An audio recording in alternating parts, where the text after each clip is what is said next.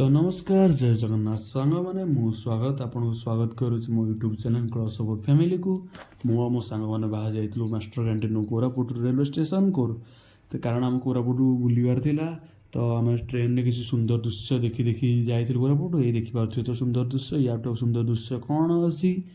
तो आम गोटे राति बसला परदिन आम कोरापुट में पहुँची जाइलु आम ये ट्रावेल एजेंसी बुक करदेलु आमको भाई ट्रावेल एजेंसी भाई जनक नहीं कि आम रूम छाड़ी देते